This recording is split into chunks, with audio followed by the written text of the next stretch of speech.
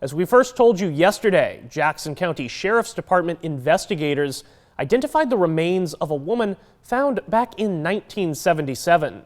Today, News 25's Rick Gogrieve tells us exactly how long this long-standing mystery came to an end. Skeletal remains of a woman known as Escatawpa Jane Doe had gone unidentified for 44 years. Body was discovered up there on 63 around I-10, 613 area. Deputies responded to the scene, worked the scene.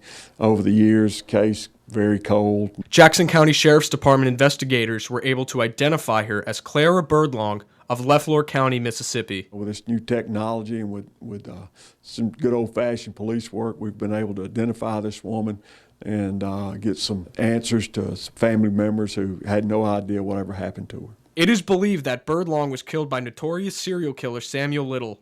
In 2018, Little confessed to several killings in the South, including that of Escatawpa Jane Doe, although Little said he did not know her name. Birdlong's remains were found by hunters about 3 or 4 months after her death, according to forensic evidence. And these are very old skeletal remains, and they were not in particularly great shape. So there was some work to figure out how to best approach getting, DNA that's usable for testing and DNA that's human from these bones. Othram Incorporated in Texas was contacted by investigators and was able to take the DNA that has failed previous identification methods and matched it with a distant cousin of the victim. These failed methods relied on about 20 DNA markers in remains to identify the body. However, Othram's method looks into even more detail. Instead of looking at 20 markers, we're looking at tens of thousands to hundreds of thousands of markers. Totally different thing.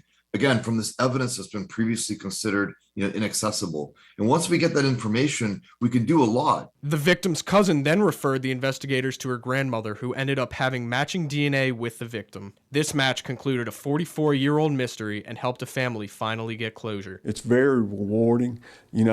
So many times, we don't get to solve a case, and, it's very discouraging. But to be able to solve something like this, especially that's over 40 years old, my goodness, that's just a wonderful joy. In Jackson County, Rick Gogrieve, News 25.